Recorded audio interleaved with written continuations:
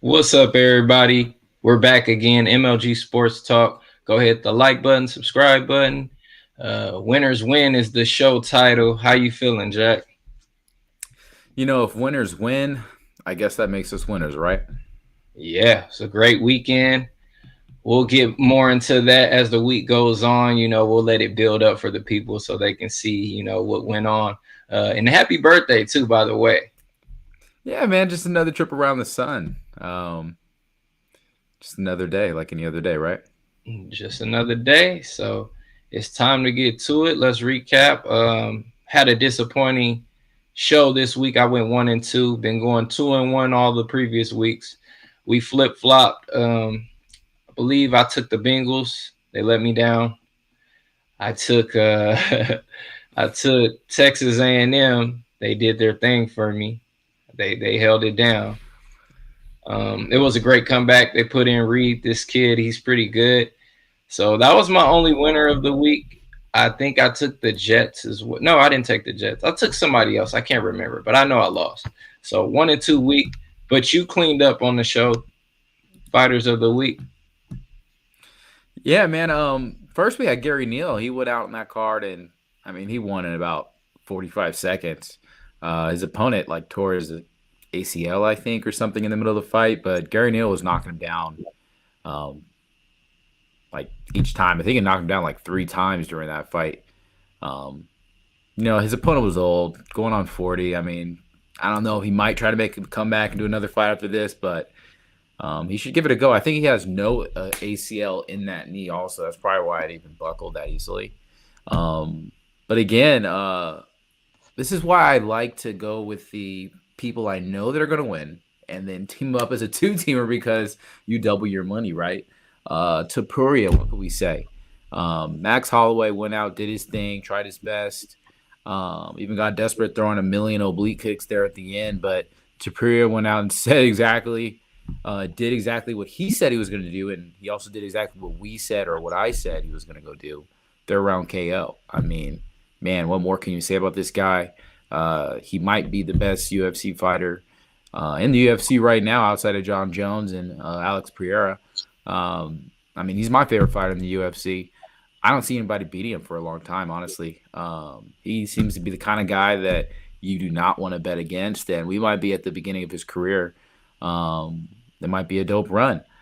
And honestly, I hope that super fight they're talking about with Conor McGregor happens in the future because, I'll be betting on Ilya Tempuria and clean up and making more money right on the back end right there.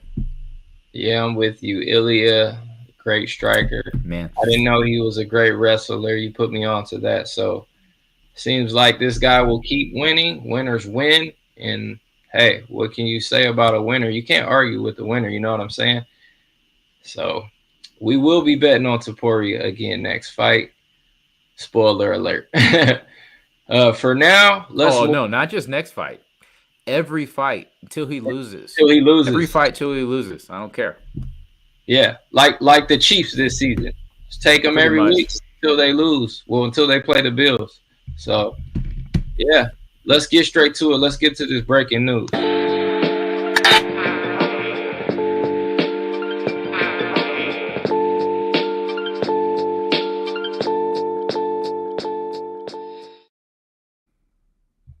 All right, we got some news for you in the NFL. So sources are saying Colts will bench Anthony Richardson this week.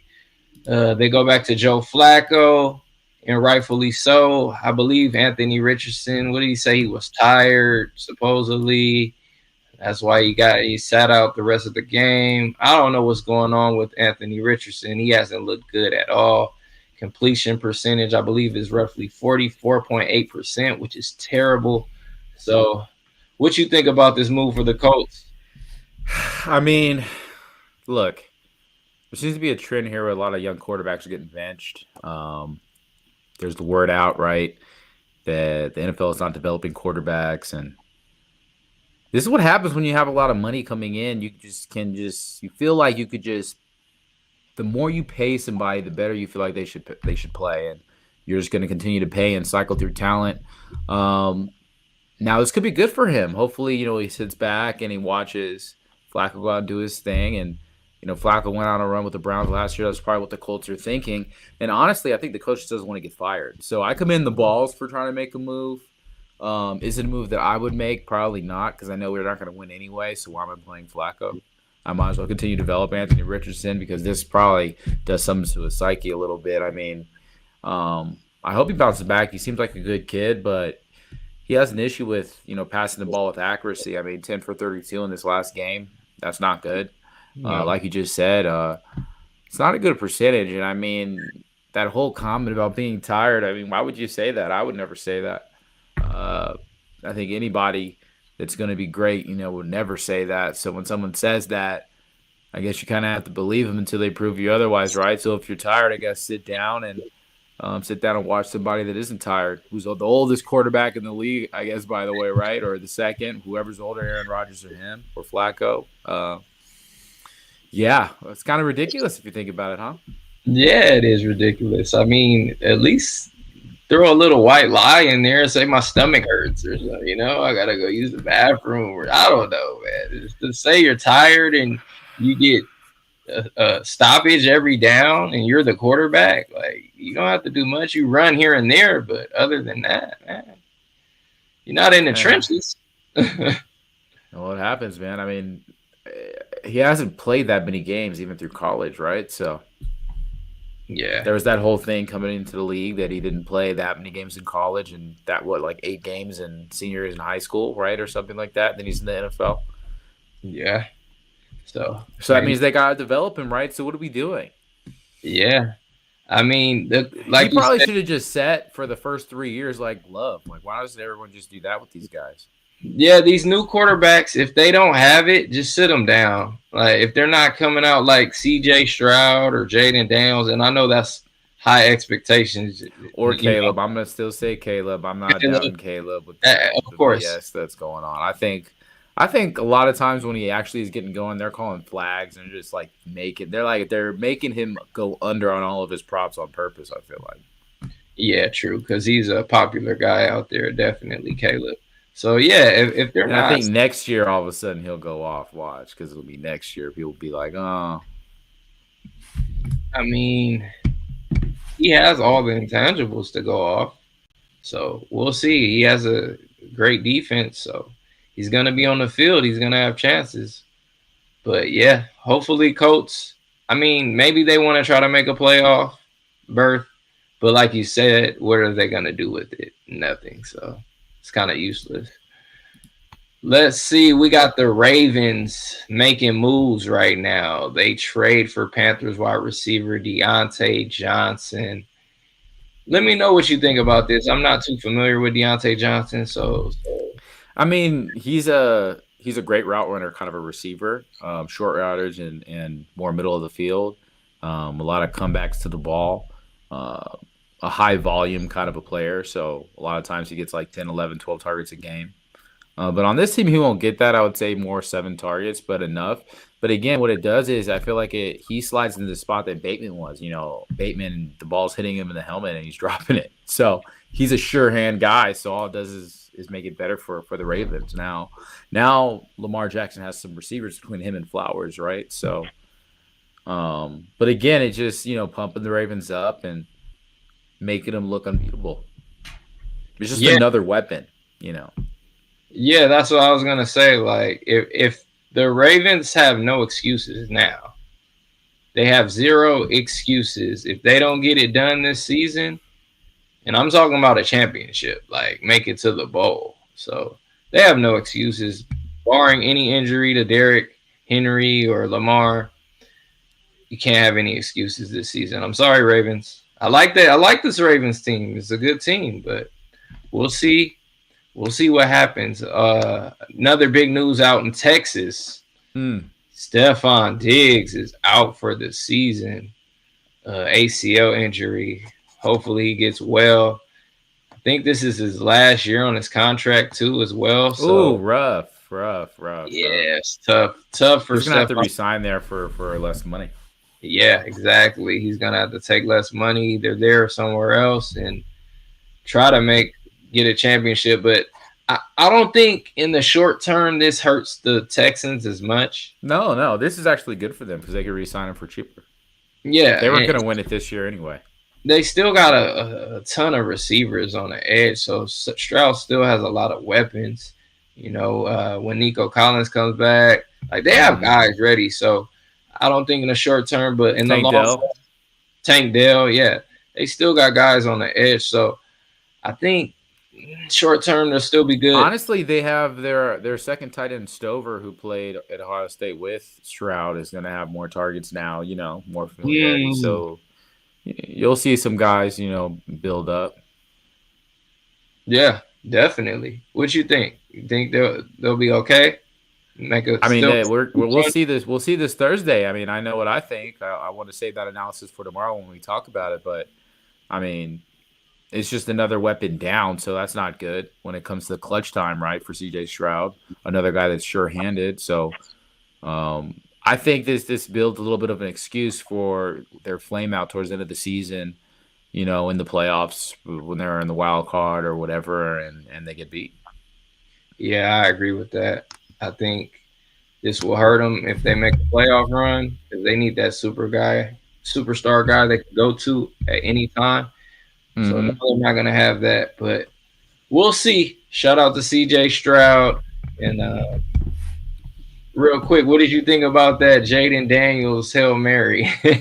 Man, I'm not even worried about it. I'm mad that it does kind of ruin the Bears season, and we know they're not going to win it this year, and because anything like whenever that happens, the team's not winning it. Come on, right? Yeah, They got really what's going to happen is the Bears end up firing their coach in the offseason. They'll get a better coach, and then their offensive kind of focused coach, and their offense will take off next year. That's what I think. That's kind of the excuse built in here. Is to the dysfunction of the team that something like that could happen, and it starts with the head coach, right? So. Um, Outside of that, I mean, good for Jaden Daniels. I mean, again, he's not overrated. I think he's great. I rooted for him at LSU. I just think people are playing him up a little bit too much. Like, I think people think he's better than what he kind of is in terms of where they're ranking him right now. That's just my honest opinion. Because I don't see the Commanders winning it. So I don't see the Commanders going to the NFC Championship either. But then again, maybe that's my Eagles bias, right? right. I sort of agree. Maybe he's not as good as he's playing up to be right now, but he did fall in the perfect situation, the perfect team. Oh So yeah. people have to look at the whole aspect of it. Great offensive coordinator, college style offensive coordinator. It's easy for him. So I like that kid, Jaden Daniels, but next year we'll be fading him definitely, just like CJ Stroud this year. The sophomore slump season. So we'll be ready for that. Yeah. I guess let's get to a commercial break real quick, and then I'll get into my segment. Been at it all day, shit feeling like it's non-stop. Third party hit my line saying it's the last drop. Check my Robin Hood going up like a hilltop. Drinking fresh juice, strawberry with the sour side. Before it materialized, I'm thinking abstract. Protecting all the music with BMI or the ass cap. 40 on pump 2, then tighten the gas cap. Life throws you ups and the downs just like the NASDAQ. Before it materialized, I'm thinking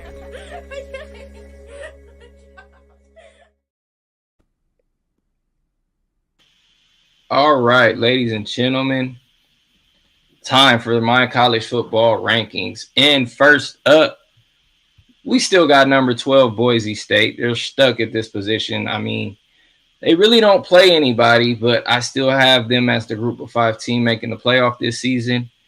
Just for the simple fact, who else is there? I mean, unless Army comes out of nowhere, but they still have to play Notre Dame.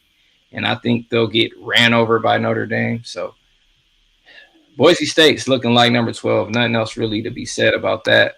Number 11, I kept them here. I want to move them up, but I'm going to wait and see what happens after a few more weeks. We got Notre Dame fighting Irish, and this team will make the playoff. There's nobody really standing in their way. I think they got Florida State. They're trash this year, and they still have USC on their schedule on the road. That's their toughest test left. So I see Notre Dame winning out, making the college football playoff. Let's move along here. Number 10, Iowa State. This team has been very underrated. Even I've been underrating this team. They've been undefeated in the Big 12. And a lot of people they're not high on this Big 12 conference, but I like this conference. It's not a defensive minded conference, but these teams can score and they fight. So I like this Iowa State team. They're undefeated. No real test I really see on the schedule until K-State, the last game of the season, which will be a great game. Iowa State, enough said, undefeated. They should be here at number 10. Number 9, Clemson. How about those Tigers? Ever since they lost to Georgia, they've been on a roll. They've been steamrolling everybody. They haven't really played any competition, I can say. This week, they have a small test against Louisville, another road game at Vatech next week. So I see this team possibly winning out and playing Miami for the ACC championship, which should be a good one. And we will probably fade them there. Next team coming in at number 8, Texas A&M. And I've been high on the Aggies. If you didn't know, last week I told you guys my favorite pick was Texas A&M against LSU. Started out rocky against LSU. Quarterback Wingman, he did not look good at all in that game. They put in the backup Reed, and everything changed.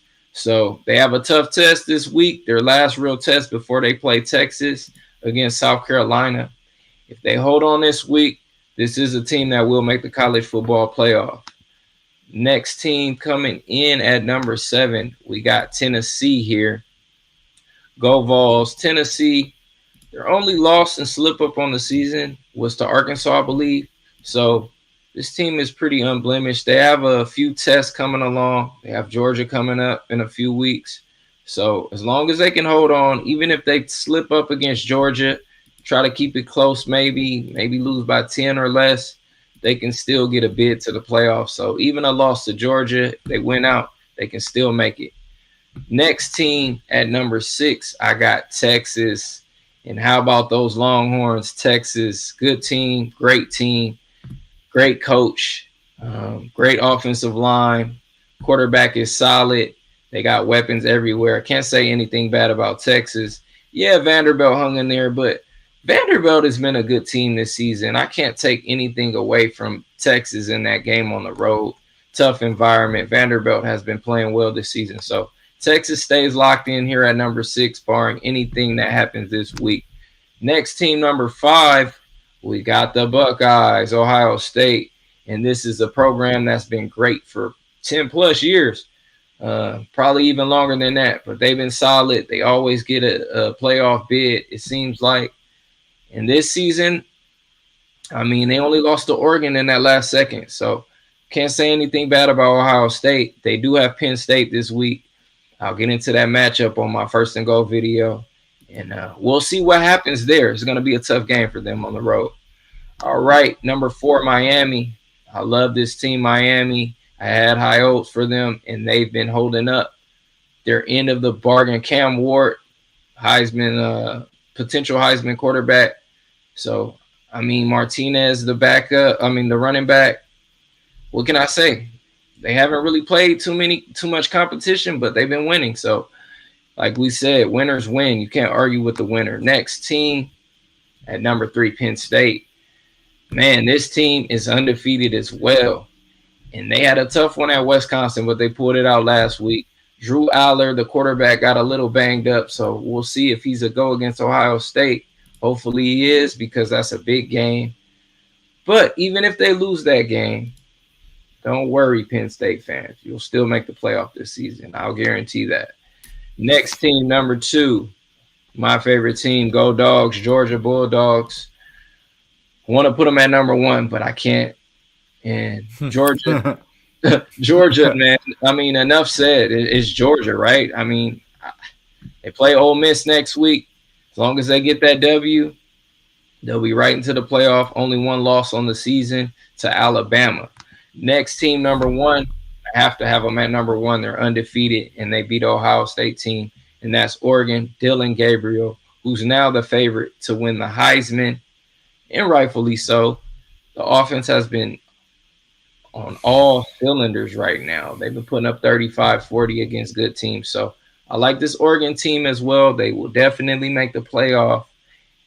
I think they'll end the season undefeated, possibly a potential matchup against Ohio State in the Big Ten title or Penn State. So shout out to Oregon, the Ducks. And those are my top 12 teams for the college football playoff rankings. Yeah, Jack. Man, I like it. Again, I'm riding with Georgia, pure college football playoff, but I understand why Oregon's number one. Dylan Gabriel's doing his thing. They're undefeated. What can you say? Miami coming in at 4. I mean, it makes sense. I might have Ohio State in front of them, but that's just me probably being a little bit biased. And Texas is kind of cooked until Manning is starting. That's my opinion there. Yeah, Texas. See, I don't know what it is about Texas. They always are good, but they're not championship caliber winning team. Manning is their future when he's playing their championship caliber. That's just it. After we all saw it when he started playing, team responded differently. They're stuck with Ewers till next year. That's just it. Yeah, Ewers will be gone. Manning will be in at center next season, and we'll see how that works out. We know it's going to be good. Do they win it next year or the year after? That's what we'll see, because he's still listed as a redshirt freshman. So right. He might need that extra year of experience to lead his team to the championship his junior year. But we believe Texas will win with Manning under the helm. So, yeah, that's pretty much it. I'm excited about this college football. It's getting down to the nitty-gritty right now. Ohio State, Penn State this week, great matchup. I got to go over that. But A&M probably be another one of my best bets this week. So hopefully they get it done in South Carolina. Anything you want to lead the people before we get out of here and be back tomorrow? I mean, no, nothing really to really think about. Man, I'm just going to enjoy the rest of my day, enjoy the rest of my week, and enjoy the rest of this year, and enjoy the rest of life, and just get after it. I guess if you don't know what to bet on this week, I would just say relax and stick with the Bengals, stick with Georgia, stick with the people you know are going to win. Yeah, sometimes no bet is the best bet. I hear a lot of people say that, and it's the truth. If you're indecisive, if it doesn't feel good, don't bet it. It's always tomorrow, you know what I'm saying? So hopefully you guys are all doing good out there. Until next time, in the meantime, in between time, let's get this cash, y'all. This is not financial advice. Yeah.